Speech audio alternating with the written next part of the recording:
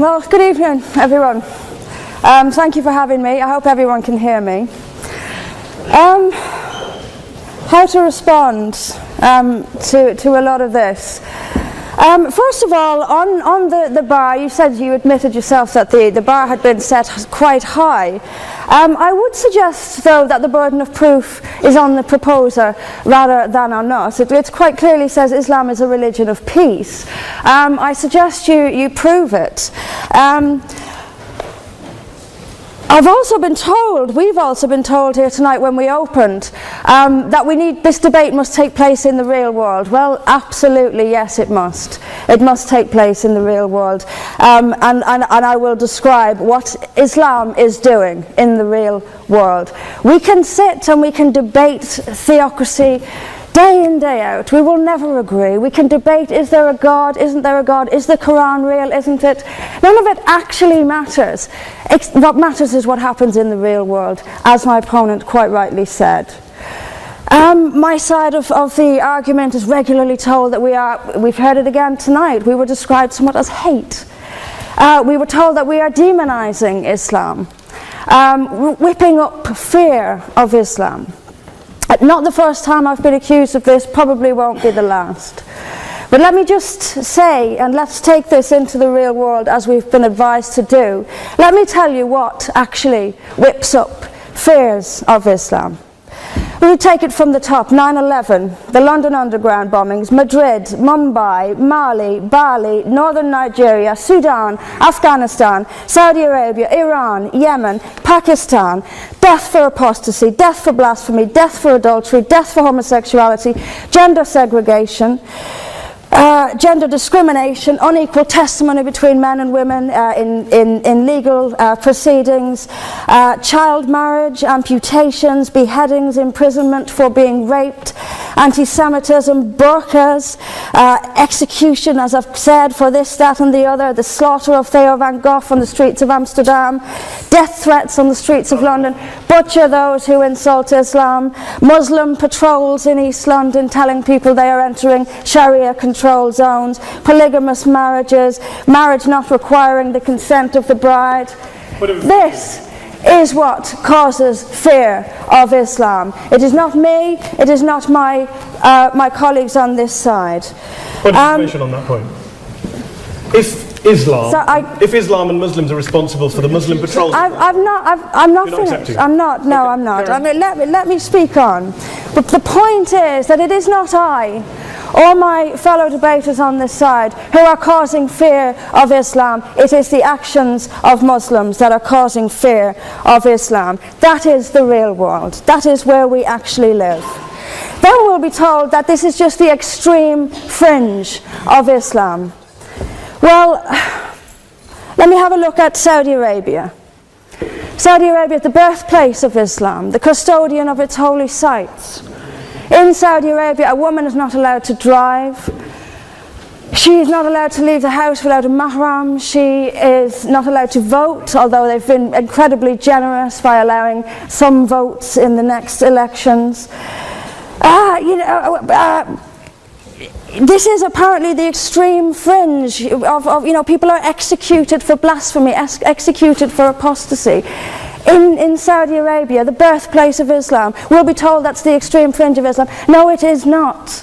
Calling Saudi Arabia the extreme fringe of Islam is like calling the Vatican the extreme fringe of Catholicism. Sorry, it just doesn't work. Then we'll be told that we've misunderstood. Violent Muslims have misunderstood. Saudi Arabia has misunderstood. Iran, which stones people to death for adultery, has misunderstood. Yemen, which marries children at the age of 9, has misunderstood. Has there ever been a more spectacularly misunderstood religion than Islam? It seems that these nations who apply it as their laws, nations which have the Quran as their constitution, innumerable nations, where there is no free speech, where there is no freedom of religion, they've all got it wrong. They've all got it wrong.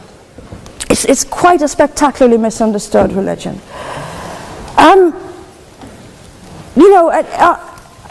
There's just so much that, I'm constantly told as well that I need to respect Islam.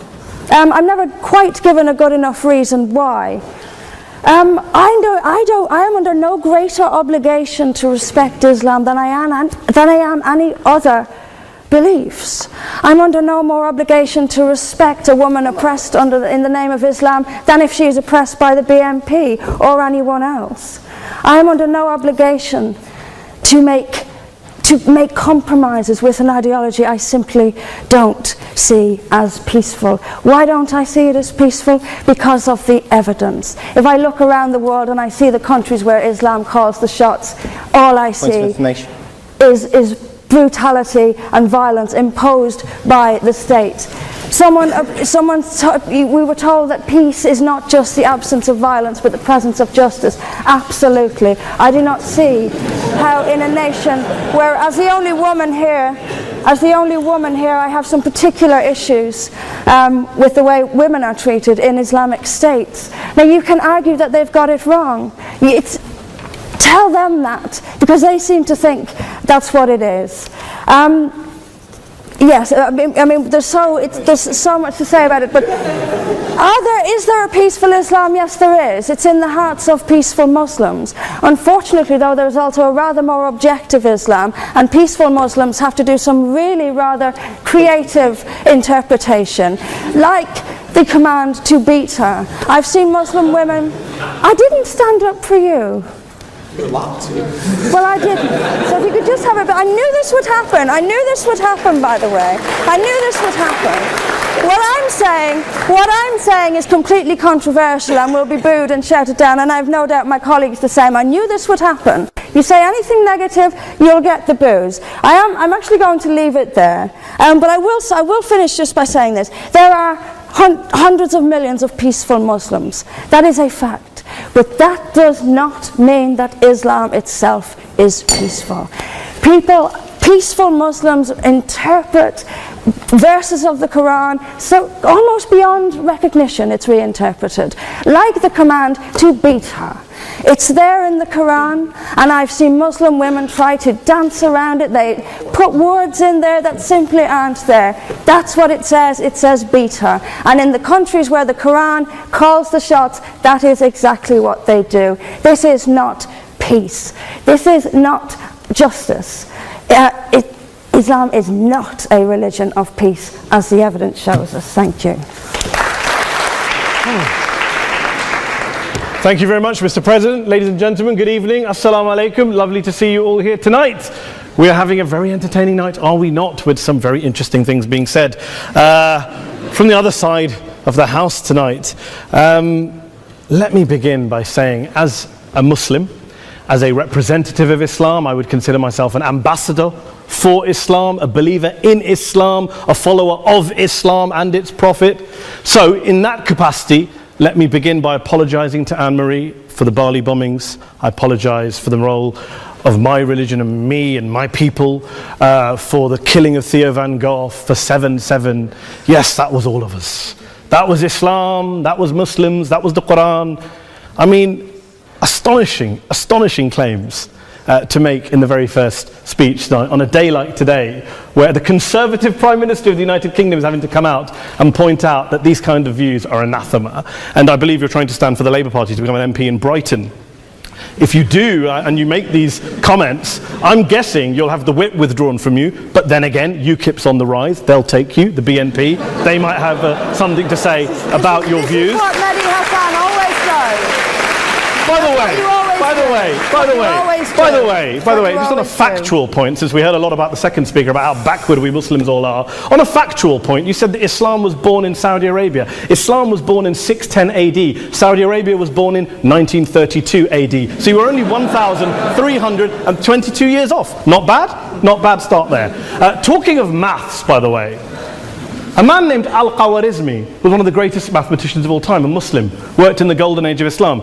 He's the guy who came up with not just algebra, but algorithms. Without algorithms, you wouldn't have laptops. Without laptops, Daniel Johnson tonight wouldn't have been able to print out his speech in which he came to berate us Muslims for holding back the advance and intellectual achievements of the West, which all happened without any contribution from anyone else other than the Judeo-Christian people of Europe. In fact, Daniel David Levering, the author of the Pulitzer Prize-winning historian and author of The Golden Crucible, points out that there would be no Renaissance, there would be no Reformation in Europe without the role played by Ibn Sina and Ibn Rushd and some of the great Muslim theologians, philosophers, scientists in bringing Greek texts to Europe. As for this being our university, I will leave that to the imagination as to who is our and who is there. I studied here too. An astonishing set of speeches so far making this case tonight. A mixture of just cherry-picked quotes, facts and figures, self-serving, selective, a farrago of distortions, misrepresentations, misinterpretations, misquotations. Daniel talked about my article in the New Statesman, which got me a lot of flack, where I talked about the anti-Semitism that is prevalent in some parts of the Muslim community, which indeed it is. Of course, I didn't say in that piece that it was caused by the religion of Islam. In fact, modern anti-Semitism in the Middle East was imported from, finish the sentence, Christian, Judeo-Christian Europe, where I believe some certainly bad things happened to the Jewish people. In fact, Tom Friedman, Jewish-American columnist in the New York Times, told me in this very chamber last week that he believed, had Muslims been running Europe in the 1940s, 6 million extra Jews would still be alive today. So I'm not going to take lessons in anti-Semitism from someone who's here to defend the Judeo-Christian values of a continent that murdered 6 million Jews. Moving swiftly on. Yes. Absolutely. Well, I'm about to make that point. No, I'm about to make that point. You're right. I agree with you. I agree with you 110%. That is my point. I don't think Europe is evil or bad. I'm a very proud European. I don't want to judge Europe on the basis, but if we're going to play this gutter game where we pull out the Bali bombing and we pull out examples of anti-Semitism in the Islamic community, then of course I'm going to come back and say, well, hold on. I mean, look, let's be very clear. Daniel here was a last-minute replacement for Douglas Murray, who had to pull out. And Douglas and I have a well-documented differences, but to be fair to Douglas, as to be fair to Anne-Marie and to Peter, atheists. Atheists see all religions as evil, violent, threatening. What the problem I have with Daniel's speech is that Daniel comes here to run this robust defense of Christianity, forgetting that his fellow Christians, people who said they were acting in the name of Jesus, gave us the Crusades, the Spanish Inquisition, the anti-Jewish pogroms, European colonialism in Africa and Asia, the Lord's Resistance Army in Uganda, not to mention countless arson and bomb attacks on abortion clinics in the United States of America to this very day. I would like a little bit of humility from Daniel first before he begins lecturing other communities and other faiths on violence, terror and intolerance. But, no thank you. Some water. But I would say this, to address the gentleman's very valid point here, I'm not going to play that game. I don't actually believe that Christianity is a religion of violence and hate because of what the LRA does in Uganda or what Crusaders did to Jews and Muslims in Jerusalem when they took back the city in the 12th or 13th or whatever century it was. I believe that Christianity, like Islam, like pretty much every mainstream religion, is based on love and compassion and faith. I do follow a religion in which 113 out of the 114 chapters of the Quran begins by introducing the God of Islam as a God of mercy and compassion. I would not have it any other way. I don't follow a religion which introduces my God to me as a God of war, as some kind of Greek God of wrath, as a God of hate and injustice. Not at all. As Adam pointed out, you go through the Quran and you see the mercy and the love and the justice. And yes, you have verses that refer to warfare and violence. Of course it does. This is not a motion about pacifism. I'm not here to argue that Islam is a pacifistic faith. It is not. Islam allows military action, violence in certain limited contexts. And yes, a minority of Muslims do take it out of that context. But is it religious? We talked about Woolwich. Daniel and Anne-Marie have suggested that it's definitely religion that's behind all of this. Well, actually, what I find so amusing tonight is we're having a debate about Islam, and the opposition tonight have come forward. We have a graduate in law, a graduate in modern history, a graduate in chemistry, and you know, I admire all of their intellects and their abilities, but we don't have anyone who's actually an expert on Islam, a scholar of Islam, a historian of Islam, a speaker of Arabic, even a terrorism expert or a security expert or a pollster, let alone to talk about what Muslims believe or think. Instead, we have people coming here, putting forward these views, putting forward these sweeping opinions. Listen to Professor Robert Pape of the University of Chicago, one of America's leading terrorism Muslim experts who, unlike our esteemed opposition tonight, studied every single case of suicide terrorism between 1980 and 2005, 315 cases in total. And he concluded, and I quote, "There is little connection between suicide terrorism and Islamic fundamentalism or any of the world's religions. Rather, what nearly all suicide terrorist attacks have in common is a specific secular and strategic goal to compel modern democracies to withdraw military forces from territory that the terrorists consider to be their homeland." And the irony is, when we talk about terrorism, the irony is that the opposition and the Muslim terrorists, the Al-Qaeda types, actually have one thing in common. Because they both believe that Islam is a warlike, violent religion. They both agree on that. They have everything in common. Osama bin Laden would be nodding along to everything he's heard tonight from the opposition side. He agrees with them. The problem is that mainstream Muslims don't. The majority of Muslims around the world don't. In fact, a gentleman here started quoting all sorts of polls. Gallup carried out the biggest poll of Muslims around the world, of 50,000 Muslims in 35 countries. 93% of Muslims rejected 9/11 and suicide attacks. And of the 7% who didn't, they all, when polled and focus grouped, cited political reasons for their support for violence, not religious reasons. And as for Islamic scholars and what they say, well, Daniel talks about our University of Oxford. We'll go down to Oxford Centre for Islamic Studies, get hold of a man named Sheikh Afifi al-Akiti, who is a massively well-credentialed and well-respected Islamic scholar, who has studied across the world, who in the days after 7/7 published a fatwa denouncing terrorism in the name of Islam, calling for the protection of all non-combatants at all times, and describing suicide bombings as an innovation with no basis in Islamic law. Go and listen to Sheikh Tahir al-Qadri, one of Pakistan's most famous Islamic scholars, who published a 600-page fatwa condemning the killing of all innocents and all suicide bombings unconditionally without any ifs or buts. There's nothing new here. This is mainstream Islam, mainstream scholarship, which has said this for years. You don't go out and kill people willy-nilly in the high street or anywhere else, on a bus or a mall, based on verses of the Quran that you cherry-pick without any context, any understanding, any interpretation, or any commentary. Point of information. Please. Well, it doesn't happen apparently. I didn't say it doesn't happen at all. I never said it didn't happen. I don't blame Islam. Yes, it's a very good point. And a lot of us are campaigning against that. And we're campaigning against it in the name of Islam. We're campaigning against it in the name of various interpretations of Islam. Anne-Marie comes and scares us with her talk of Sharia law. I would like to see the book of Sharia law. It doesn't exist. People argue over what Sharia law is. And you empower the extremists by saying there is only one version. You empower them all. I don't believe you took any interruptions, Anne-Marie, so I think you should stay there for a moment. Several countries. Here's what we're dealing with. Here's what we're dealing with. We are dealing, I took your point. Here we are dealing with a 1400-year-old global religion, followed by 1.6 billion people in every corner of the world, a quarter of humanity, of all backgrounds, cultures, ethnicities. And yet the opposition tonight wants to generalize, stereotype, smear in order to desperately win this debate. And here's my question, if we're going to generalize and smear. If, okay, people say yesterday's bombers, and we've got to be careful, there's a trial going on, were yesterday's attackers, motivated by Islam? Big debate. I don't believe they were. Let's say they were. Let's say Faisal Shahzad, the Times Square bomber, was motivated by Islam. Let's assume, for sake of argument, that Richard Reeves, the shoe bomber, was motivated by Islam. If Islam is responsible for these killings, if Islam is what is motivating these people, and Islam is therefore not a religion of peace, a religion of war, then ask yourself this question: why aren't the rest of us doing it? Why is it such a tiny minority of Muslims are interpreting their religion in the way that the opposition claim they are? Let's assume there are 16,000 suicide bombers in the world. There aren't. Let's assume there are for the sake of argument.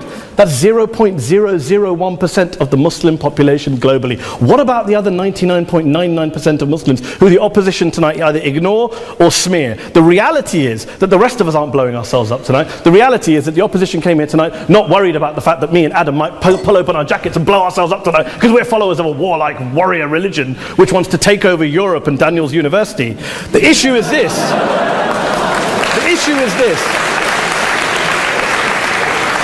Unless the opposition can tell us tonight, and Peter Atkins is here, one of our great atheist intellectuals, can tell us tonight, can answer this question tonight: why don't the vast majority of Muslims around the world behave as violently and aggressively as a tiny minority of politically motivated extremists? Then they might as well give up and stop pretending they have anything relevant to say about Islam or Muslims as a whole. Ladies and gentlemen, let me just say this to you. Think about what the opposite of this motion is.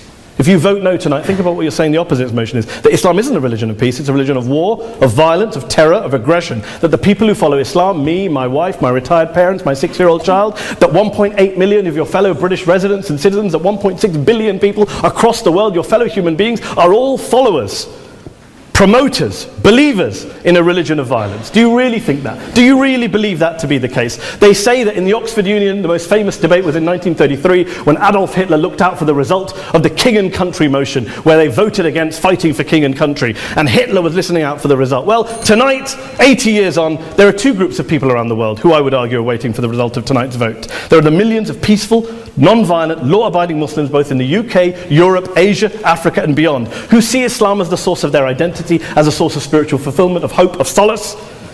And there are the phobes, the haters, the bigots out there who want to push the clash of civilizations, who want to divide all of us into them and us and ours and their. Ladies and gentlemen, I urge you all not to fuel the arguments of the phobes and bigots. Don't legitimize their divisions. Don't legitimize their hate. Trust those Muslims who you know, who you've met, who you hear, who don't believe in violence, who do want you to hear the peaceful message of the Quran as they believe it to be taught to the majority of Muslims. The Islam of peace and compassion and mercy. The Islam of the Quran, not of Al-Qaeda. Ladies and gentlemen, I beg to propose this motion to the House. I urge you to vote yes tonight. Thank you very much for your time.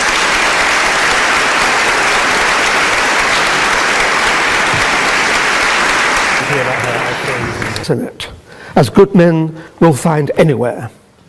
But we, through examples of the behavior that Islam inspires and often condones, and I, by seeking to show that Islam has an intrinsic fault, long for Islam 2.0. Islam 2.0, Islam's enlightenment, will have an emphasis on humanity, subtlety, harmony, and reason, and be virtuous. On that point, this evening, though, you are judging Islam 1.0, not Islam 2.0. By opposing the motion, you will be encouraging the emergence of what most of humanity really longs for, but for which does not yet exist. Please, for the sake of humanity, oppose.